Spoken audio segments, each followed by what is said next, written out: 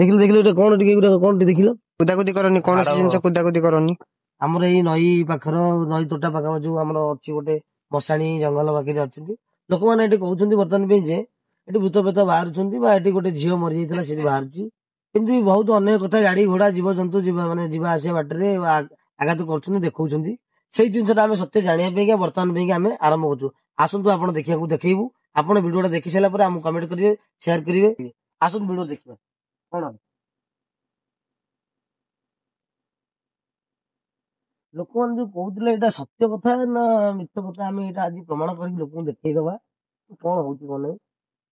ଗାଈ ଗୋରୁ ବି ଆସୁଛନ୍ତି ଆଡେ ଚରିବା ପାଇଁ।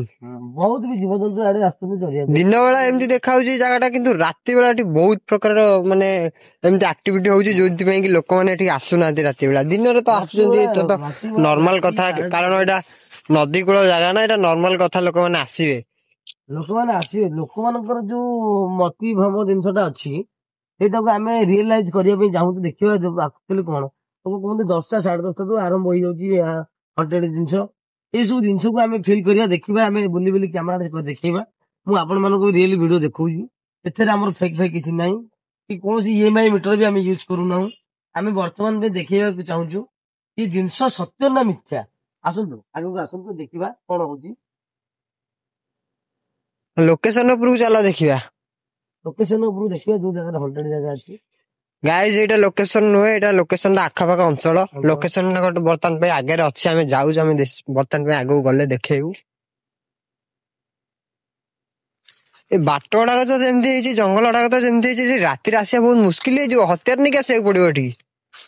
ସାମାନ ନହେଲେ କିଛି କାମ କରିହବନି ଏଠି କାହିଁକିନା ଜୀବଜନ୍ତୁ ଅଛନ୍ତି ଜଙ୍ଗଲ ଟାଇପ ର ଅଛି। ସେମିତି ଭୂତ ପ୍ରେତ ତ ଯାହା ଥାଇପାରନ୍ତି ସେମିତି କିଛି କହିହବନି। ତାପରେ ଏଇ ଯୋଉ ଆମର ଅଛନ୍ତି 2 ଗୁଡିଆ ଭୂତ 4 ଗୁଡିଆ ଭୂତ ଏମାନେ ସବୁ ଅଛନ୍ତି ମଧ୍ୟ। ଏମାନଙ୍କ ପାଇଁ ଆମେ ତ କାହାକୁ କାହା ପକ୍ଷରେ କହୁନୁ ଯେ କିଏ ଅମକ କରୁଛି ସମକ କରୁଛି ସେସବୁ କଥା ଆମେ କହିବାକୁ ଚାହୁଁନୁ।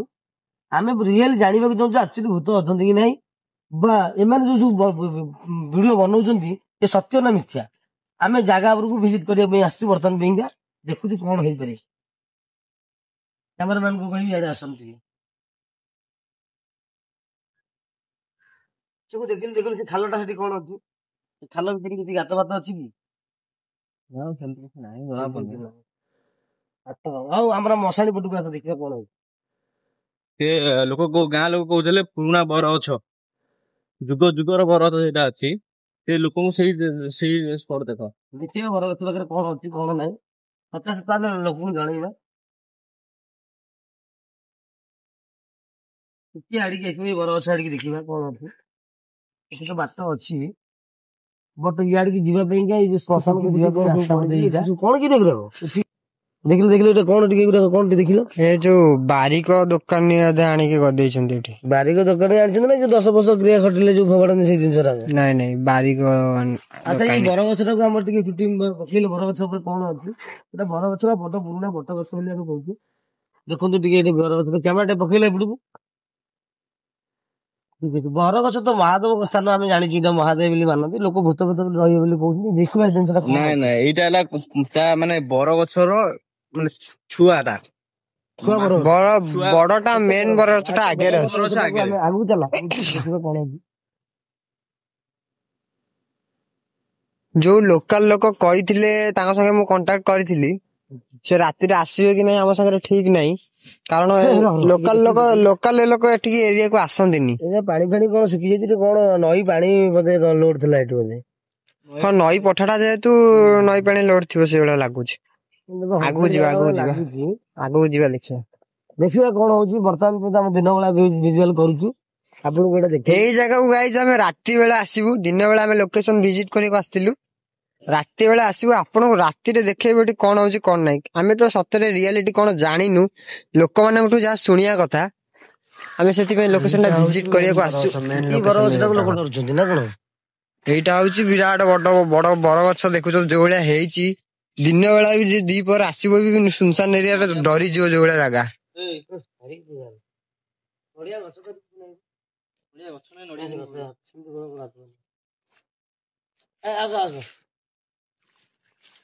ମଶାଣି ଟା ଏଇ ଭିତରେ ଅଛି। ଏଇ ଭିତରେ ମଶାଣି ଟା ଅଛି।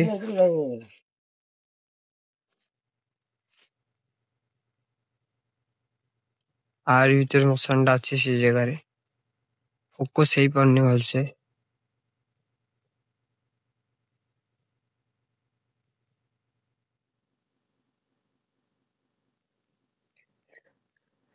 ଏ ଜାଗାଟା ତ ଭଲସେ ଦେଖାଯାଉନି, ଉପରକୁ ଯାଇକି ଦେଖିବା ଚାଲ।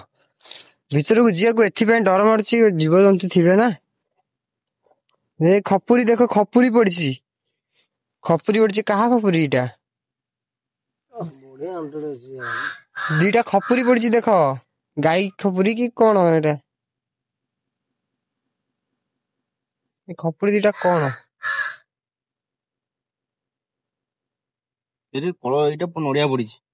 ନଡିଆ ସେଠି କୋଉଠି ନାହିଁ, ନଡିଆ କିନ୍ତୁ ପଡିଛି ଏଠି। ଏଇଟା ଯୋଉ ଶ୍ମଶାନକୁ ଏ ଆସିଥିଲା। ଖାଲି ହାଡ, ତଳେ ଖାଲି ହାଡ, ଆରେ ହେ ଖାଲି ହାଡ। ଚାଲ ଏଠି ଖାଲି ହାଡ। ସାଡେ ପାଖା କୁଦାକୁଦି କରନି, କୌଣସି ହାଡ। ଜିନିଷ କୁଦାକୁଦି କରନି।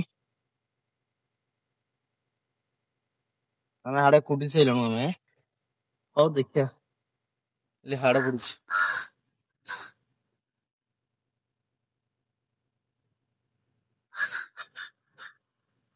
ଖାଲି ହାଡ, ହାଡ ମଜା।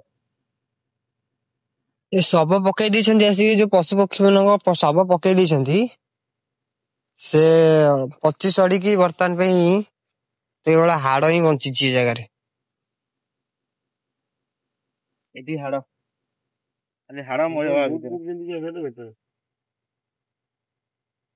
ଆଗକୁ ଯିବା ଦେଖିବା କଣ ହଉଛି। ଉପରକୁ ଯାଇକି ଦେଖିବା, ଗାଈ ଏଠି ଦେଖାଯାଉନି କିଛି ଭଲସେ। ଉପରକୁ ଗଲେ ଆମେ ଦେଖିବୁ ବରସଟା କେମିତି କଣ ଦେଖାଯାଉଛି।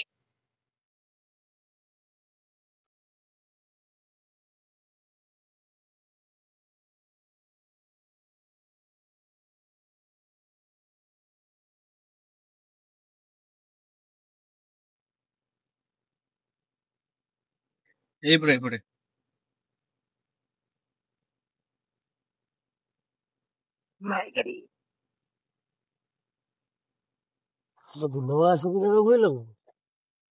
ହଣ୍ଟେଡ ଜାଗାଟା ଏଟା, ଲୋକମାନଙ୍କ ମନକୁ କହୁଛନ୍ତି।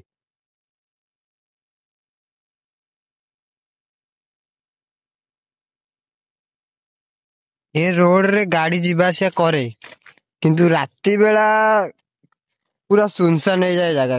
ଗୋଟେ ବି ଗାଡି ଏପଟେ ଯିବା ଆସିବା କରେନି। ଏବେ ତ କାଁ ଭାଁ ଗାଡି ଆସେ।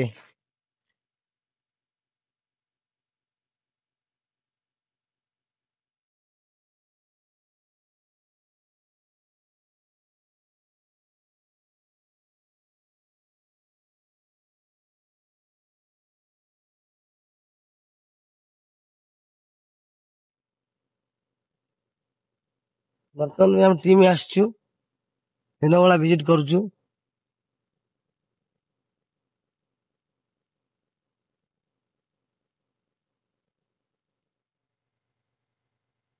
ରିଏଲରେ ଦେଖ ବରଗଛଟା କେଡ ବଡ।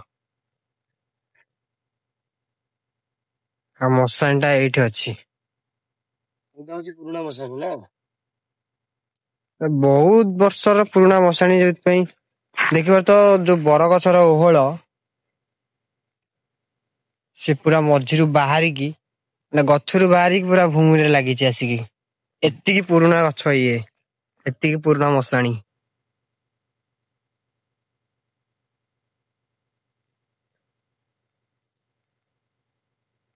ଯୋଉଠି ଲୋକ ପୋଡା ହୁଅନ୍ତି, ଅଙ୍ଗାର ପଡେ, ସେଇ ଜାଗାରେ ହିଁ ଗଛଟା ଉଠିଛି।